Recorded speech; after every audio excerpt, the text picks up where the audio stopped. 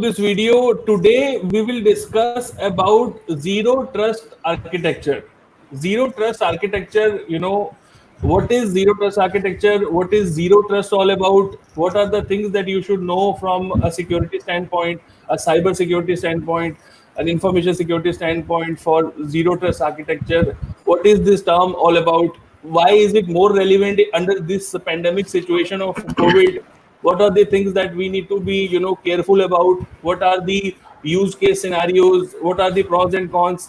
Each and everything will be detailing into. I have subject matter experts with me. Akshay is there. He's a founder of a company called Anzen Technologies. Akshay, welcome on board.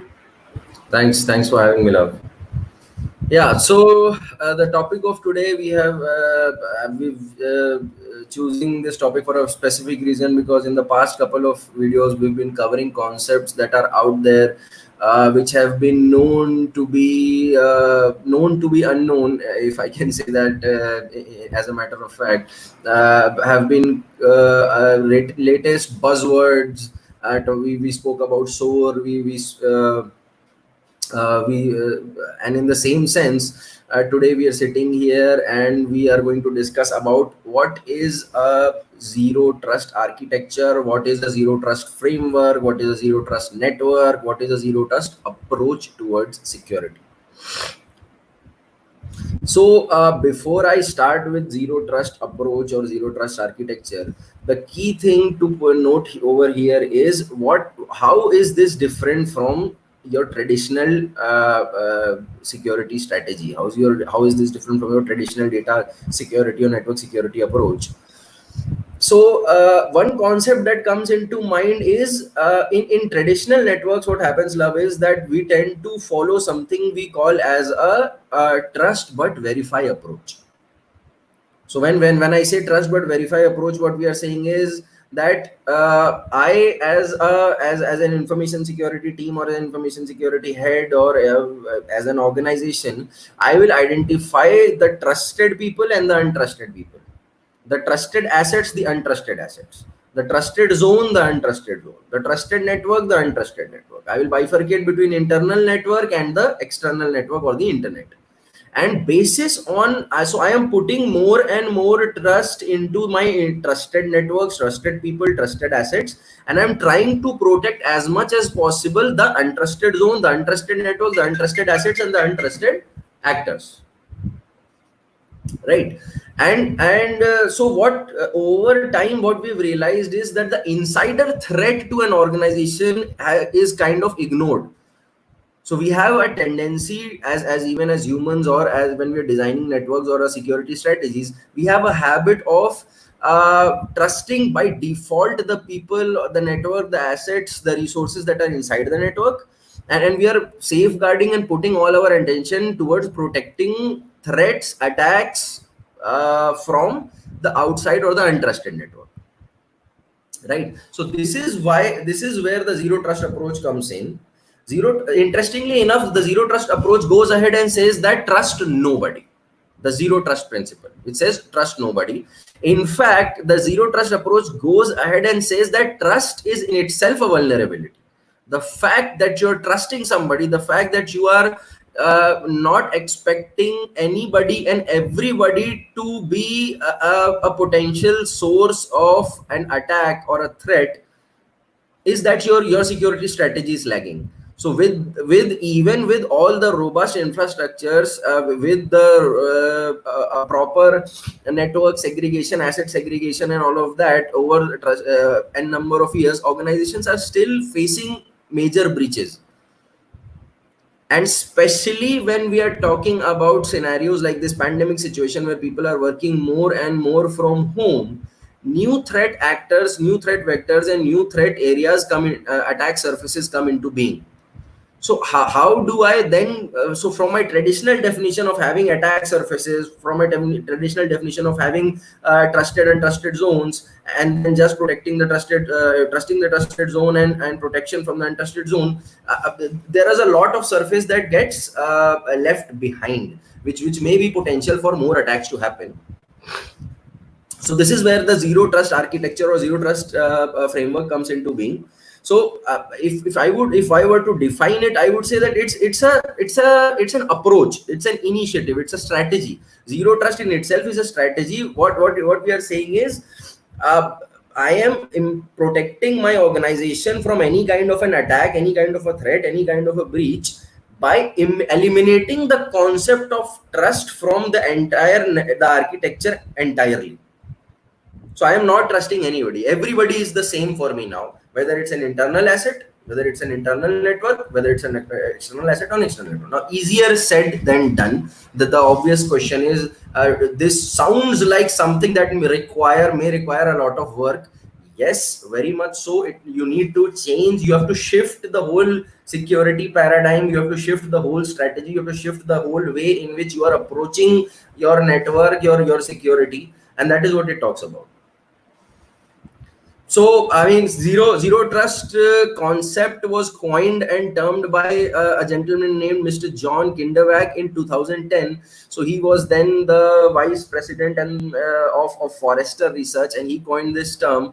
And how this research came into being is because for a while there was security studies and researches going on why the traditional security models are not able to cater to all the attack surfaces. So therein,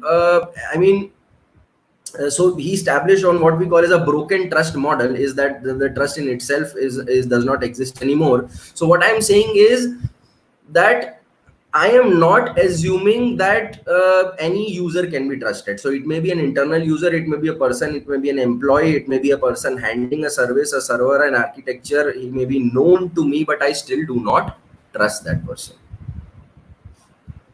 Right. What is this? What is the need of such kind of principle? Is it the increasing amount of vulnerabilities and attacks, as you mentioned, Akshay? Yes. So with the breaches that are increasing, what organizations realize is so I mean, it's not being adopted by everybody. It's not something which has been started. It's going on for a while, and like we said, it's just in 2010 that this was coined, and it's coming up now more than ever, because now people are realizing with the COVID-19 situation, there's a need to start evaluating or discussing the possibilities of implementation of a zero trust approach.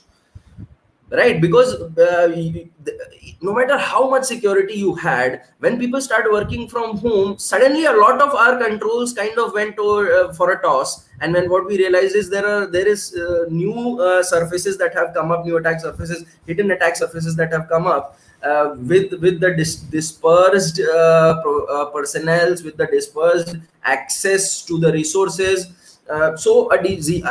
Had a zero trust architecture been established beforehand within an organization, in the COVID situation, we could have dealt with this, we could have been more robust in security. So as a hindsight, people who had started believing, and in the past couple of months, the focus and the stress on zero trust has become more.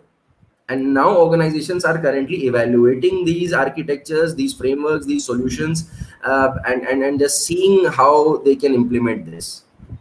But again, I'll just jump back to the same question that I asked in the deception technology thing. This is actually for some kind of organization or some company who already has the information security management system in place, who is already dealing with attacks, right? This is not the first thing that they have to implement, right? Now this is a little debatable, Love. See, Okay. I'll tell you why. Sure. And this is just my opinion, and I'll tell you, I'll give you the reasoning. Sure. Because if you are building something from scratch, then why not build a zero trust architecture?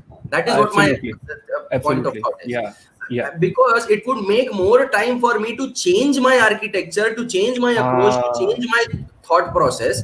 And if I am building something, if I'm already in the process of implementing something, why not give it a try, is what I'm saying. Why not have like a pilot, have like a test of this implementation, and this only. So okay, let me then again say something against it as well. So like I said, so if you are dealing with basic problems, then you should first focus on securing ensuring your basic controls are okay.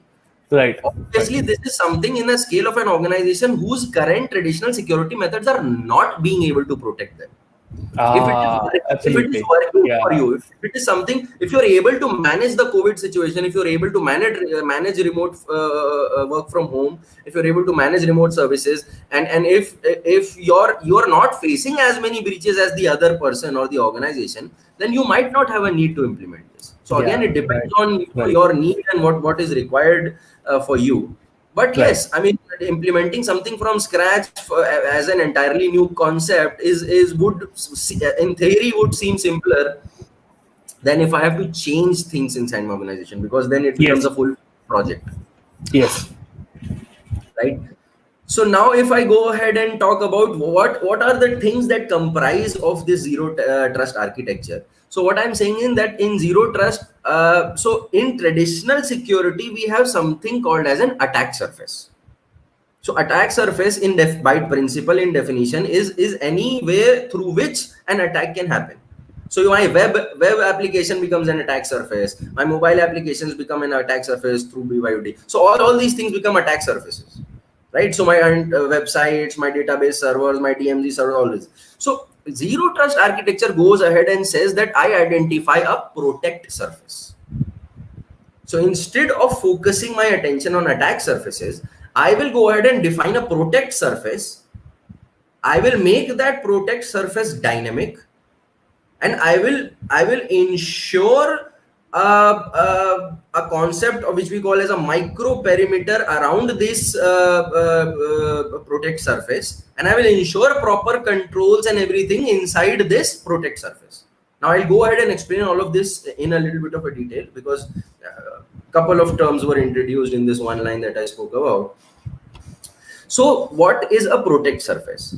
So in your organization, so the one word of definition for a protect surface is DAS, DAAS, data, assets, applications, and services. So when you say you identify a protect surface, you identify all important data, all important assets, all important applications, and all the important services for your business to function. Now you realize that this in itself is not an easy job. I mean, I named this in one pointer, but then this is an initiative. But the great thing is, if your organization is already mature, if you already have an ISMS, if you're already conducting BIA, if you're already implemented risk management framework, to a sense, to an effect, to a great extent, you have the data, assets, application, and services defined. Right, so you nail down, you define your protect surface in the terms of the DAS, the data, the asset, the application, and the services. Now you understand the data flow in between this DAS. So how your DAS is connected to your infrastructure, to your users, to other services. So what is the interdependency? So you create an architecture. Now you understand what the zero trust architecture meant is that I've identified the assets, I've identified the data, I've identified the application, I've identified the users, and now I am how is a typical user data flow going? How is he accessing it? So all that data flow or the interdependencies between the infra, where is my firewall coming? Where is my switch coming? Where is my route? So all of that you define it, right? Now what you are saying is, now specifically what you are saying is that now I only need to focus on this protect surface, and I will apply I will make a hypothetical or even for that matter an implementational segment out of this. I will implement a segmentation gateway on this segment, and this will create a micro perimeter, like a hypothetical line, or that is on as I said, as a protect surface. On this protect surface, then you will identify whatever controls are needed. You will build your zero trust policy. You will identify the controls, you will implement the controls, and then you will monitor and maintain this in real time. So this Can I this could say? Can I say that I'm kind of, this is what I'm understanding. I'm maybe wrong. Okay. Are we mapping the assets with the endpoints in the infrastructure? Are we doing that? Yeah, very much so. That mapping is required, and how else would you define your protect surface? I mean, it's all about how this would be a little different love from maybe ISO or other risk management frameworks is that a lot of frameworks call data also as an asset. Yes, I was about to ask that follow-up question. Right, Yes. So, you went there for yeah, faster than me. yeah, because I can understand that Yeah, confusion yeah, arising. But yeah. here in this approach, we are segregating an asset or and a data. So when I'm asset, it's like my traditional asset, and so even applications become an asset. So if you look at it from a typical RMF perspective, the data application and assets are asset only in traditional risk management frameworks. But here I am saying segregate the data, because I have to establish the data flow. I have to understand how data is flowing. So my assets become my physical assets or my servers or my endpoints or those things, and then application is separate, data is separate, and the services are separate. Very well. Now I get it. Very well. Yeah. Thank you, Akshay. Yeah, yeah. Yeah. So then like I said, so first step was define the protect surface. Then second step was you have to create the data flow or the interdependency between the DAS, then the users. So user also as an entity comes into being, and then you're saying you're finalizing your protect surface, you're implementing the controls on it, and you're building on this, you're building your zero trust policy. So that this is where you're defining who will access what, who's allowed to access what, and who's not allowed to access any I mean, you're dynamically defining for that protect surface for each and every user, which type of user, which type of group will be have an access to which type of an application. So I will explain Okay, this. It might start to get a little confusing or complicated, but just bear with me. I'll explain this with a small example. sure. And then, so you build a policy around it. That is the fourth point. And the fifth point, so there's a 5-step methodology actually. Why I'm saying these and the points is these are the 5 steps. And the fifth one says that, you then this in this system, this zero trust network or the system that you have formed, you monitor and maintain this in real time. Now, one concept that comes over here, and people when you talk about different methodologies that are used to implement is the from a technical perspective. If you ask me that, actually, okay, all said and done, all good concepts and everything nice, but how do I do this practically? Is first you need to identify proper network segmentation. So you need to have a proper network segmentation in place. You have to one concept comes over here, and a lot of people, when you search around this, is next generation firewall that comes into being, or providing application context to your firewall. You will find either of these terms floating around when you search about zero trust architecture. Is that either it has to be a next generation firewall, or there has to be an application context to your traditional firewall, which is essentially saying that if a traditional firewall is only a rule-based firewall which will filter the network traffic, if you enable your firewall to allow or disallow access to applications based on parameters more than the traditional parameters of a firewall, some extra parameters or different parameters, that is giving it an application context. So providing access to applications rather than to assets or resources, and not judging on parameters like source IP, destination IP, and judging on other parameters. So I'll give you an example. So here the concept, as we know, OSI model, it's like, so there's a Kipling method here in place. This is also a keyword you will hear about. So it is talking about protection, implementing protection at layer 7, which is the application layer. Most traditional information security principles, access privileges, are defined at layer 3, where we are saying, the IP address and the ports and protocols functioning happen. Now, what the problem here is that we've known that IP addresses, it's possible for you to spoof an IP address. You can encapsulate your data, you can encrypt your data, you can try to bypass checks of packets, and layer 3 protection is known to have been bypassable.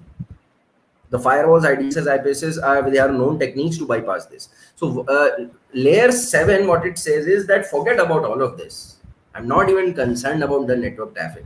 I am saying that I am differentiating, I'm identifying all my different applications, and I'm saying, how should I give you an example? Okay, let's say you have an internal email application. Okay, email service application. Now, in your traditional approach, or let's say you have a web application. Okay, you have 10 different web applications, and there's like a core banking application inside your network. You're a bank.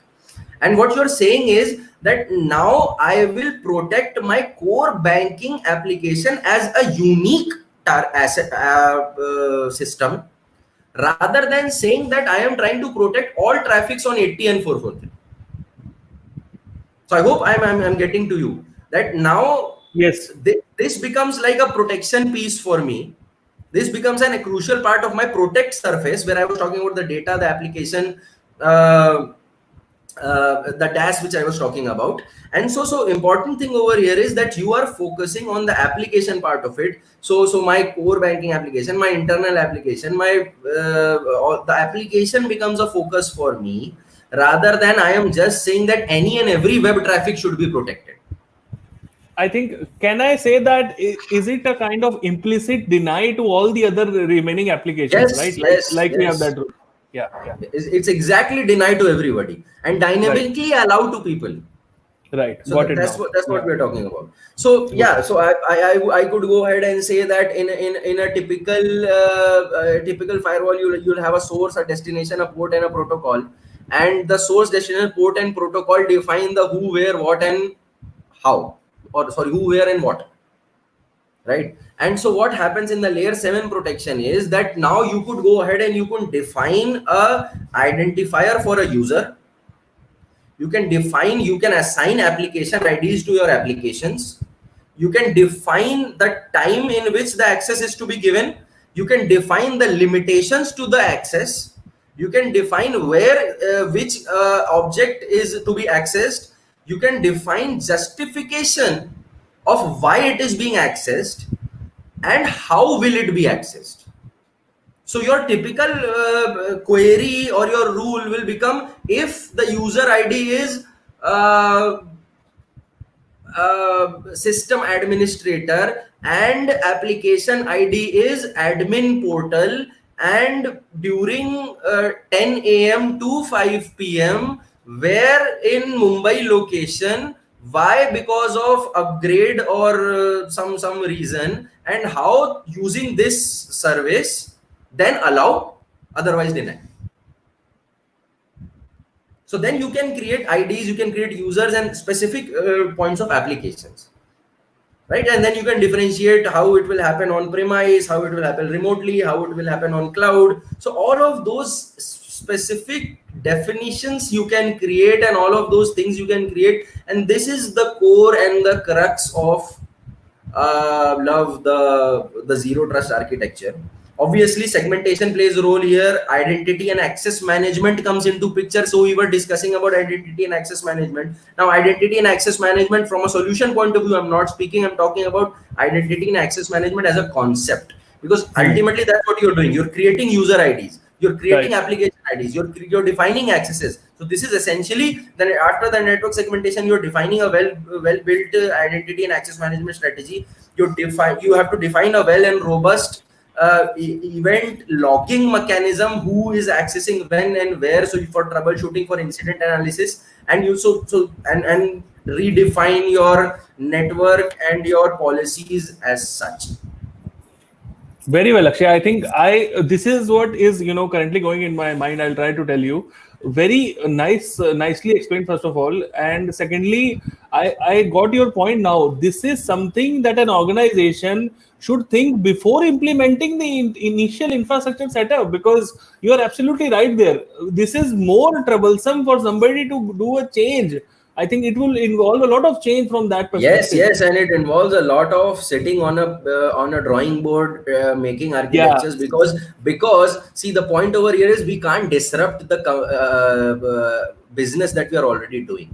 So how right, do you migrate? Migration is the key. So first, right. defining a robust strategy is the key. Then you've already made some investments. How you can? So it's about you may have to make a couple of investments but I'm not saying that it's quintessential. You can utilize your current resources and redefine them in a way that you can change it to a zero trust architecture as well. But yes, it requires some strategy, some thinking, some pilot testing, some period of testing, some buffer period, and then you move forward, right? Even small, even larger network segregation segmentations within organizations takes years, and when we plan for 8 months, then it happens in 1.5 years. We already know that because there are operational challenges to it. So yes, it's challenging, it's traditional, you might need some experts around it, but it's possible, and it is the need of the hour for people who are facing it. I mean, there are people who are realizing, there are organizations who are realizing that in fact this is the right time to start evaluating the possibility of implementing something like this, should something similar, a pandemic situation or something similar to happen again. Yeah, I got your point, Akshay. And just I was just thinking from an implementation point of view, this is a very good starting point because, as you rightly mentioned, most of the organizations are focusing on the layer three.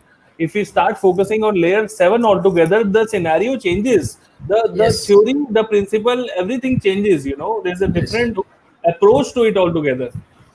Yeah, and you have to get accustomed to the fact, you'll have to think of possible attacks that could happen. I mean, get yourself comfortable with the fact first. Get on a drawing board, see if this would actually work. And this can be done through simulations on paper based exercises. This would require heavy involvement from your network experts. This would involve involvement of your application heads, of your information security team. So all of these people have to sit together, and this cannot be done by a single team or overnight. Yeah, this is one of the important, I think, point of considerations for all the CISOs out there. If you are getting a lot of attacks, as Akshay rightly mentioned, in your organization, this is something you should consider on a serious note because this will actually help. So, Akshay, again, coming back to the same question which I used to ask. Before that, there is a comment here. Aveer is saying, I'm using the same parameters for zero trust. So, Aveer, if you like to mention what all you are using currently, that will, we can actually relate out to people. Okay, thanks for confirming that. It's a good explanation. He's also saying that you're explaining it very well. Thank you, Akshay. So, I was just asking, is it something that a company as a startup, because I love startups, so can they implement this by their own, or do they have to get in touch with an expert like you? So I mean, if in this era, at this time you have a startup and you're starting to implement things and you're in the process of network segmentations and segregations and you're growing, then I think this is the right time to evaluate zero trust architecture, because it's at a smaller scale, and then you can build it as your organization grows, and it grows organically, this architecture, instead of you just trying to fit it somehow. So it makes sense for you as a startup, and but you have to decide whether you are in that position where you facing those attacks, or are you that kind of a visionary who wants to have that. I mean, that all depends on the awareness or the vision of security that each and every startup has. This could be good for you.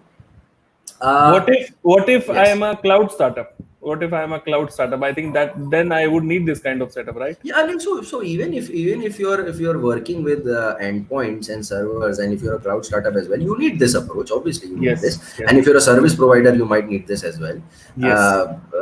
But the idea here is that yes, to make sense of it, it's always good to, because these are I mean, you don't want to get confused, you don't want to put the wrong foot forward, you don't want to make a mistake which makes you ends up making you pay in the later stage. So it makes sense from the architectural level, you get a consulting firm or a security expert involved, so that they can hold your hand and take you through the whole process. And because ultimately it's your team who's going to implement, but if there is an expert on board, then they'll be able to guide you, they'll be able to test the system, they'll be able to audit the system, and they'll be able to help you define the parameters and the KPIs used for maintaining and monitoring it over time. So how do you measure the success of a zero trust? That is where the key comes in, right? I mean, I've implemented it, but how do I see whether this is actually working fine or not? Maybe I am not getting any attacks, and one day I get an attack and all of this architecture fails. So there should be real time KPIs or monitoring matrices which we can give to you, or anybody for that matter can give to you, who's an expert on this, and help you maintain this as well, because it's a long term thing. It's not a child's play. It's not like today I implemented zero trust and now I'm going back. That's not going to happen. So you will need time, and you will need money, and there will be heavy investments on this. Investments nonetheless on even your traditional architectures are there as well. So I mean, then that's a call you need to take. So for all the CISOs and for all the CIOs who are out there, what kind of and all the CTOs, what kind of challenges, Akshay, they might face? Just a couple of them, just for examples in implementing something like this at a large scale, I would say. So at a large scale, Love, I think um, one point I see is, if they don't have a business asset list or business process list, or they've not done a BIS, so I mean, that is a heavy activity that needs to be done. It's not challenging as such, but I mean, it needs to be done, because you have to then make your asset list, your data list. So you have to segregate everything in terms of your data, your asset. You might have to rework, you might have to reform your data flows again, access from an application access point of view, you might have to go through it. The network segmentation part, you might need to rethink about. You might have to change or improve your identity and access management framework on basis of this. So all of this is something that will require a little bit of time, and easier said than done. Like I said, it's only 2 words for me Yeah. to say, but it's a whole months long project for them to implement. I think what I have understood so far in the half an hour of catch up that we are having here, it's some kind of a principle which is adding to the CIA triad. Yes, so yeah, so it's a different approach, Love. What we are saying is, let's focus on the protect surface rather than the attack surface. Let's Yes, focus so heavily on the protect surface that no attack should happen. right. So it's like, if you're gazed, and if I tell you today that you have to protect the house, or if I tell you that just guard the gate, so you're just guarding the gate, or you're just looking at a particular area, and then you're focusing so much all your time and energy on this, that you're ensuring that nothing happens to this. That It's could be a way taking of thinking. it's taking care of your fort first. Just build a fort and take care of Yes, it. Guard that fort. that is the micro parameter, and the micro parameter is dynamic. Wherever the dash goes, wherever the data, application, asset, and services go, the micro parameter comes along with them. Ah, very well. Yeah, you've nailed it, Akshay. I think nobody in the entire YouTube would have such kind of a decent explanation. Thank you so much for making it clear at such a level. Anything before we conclude this? So no, I mean, if you are interested in understanding more about zero trust architecture and whether this is the right fit for your organization, you can contact us professionally. More than happy to consult you, help you evaluate frameworks, solutions. If you want to implement a next generation firewall, if you want to understand more about the Kipling method, how layer 7 security could protect you more, if you're facing breaches and you want to talk more about it, do give us a call, or drop us an email on the provided link, and we'll be more than happy to help you.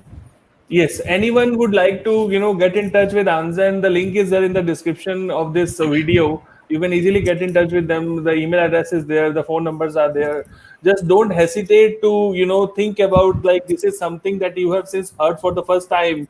Don't stop yourself from trying it out. This is what something that I would, add to that, because these things are, getting out just to help you safeguard your environment in a better way, to put better controls, to put better safeguards. So get the most out of it. Do not limit yourself with the current infrastructure that you have. Do not limit yourself with the current environment which you have. Just try to think out of the box and think about these controls, this deception technology that we discussed yesterday, zero trust. These are good things. These are things to have. So again, think about from your organizational standpoint, from a strategic standpoint. If you think there is a need, of course, go for it and consult. There is, I think, Akshay, there is no charge for consultation, right? They can always come to you and they can consult, right? There's They can always talk to me, get a professional opinion on this, Yeah, and then we can figure out whether they want to engage with us professionally or not. But yeah, right. there is no harm in talking. Yeah, absolutely. So thank you so much, Akshay, for your time. Really appreciate. Thank you all the guys who were there on this video. Really appreciate. I see a lot of people who were part of this, live video for last half an hour. Thank you so much for watching, everyone. Stay safe. Thank you. Bye bye. Thanks. Bye. Bye.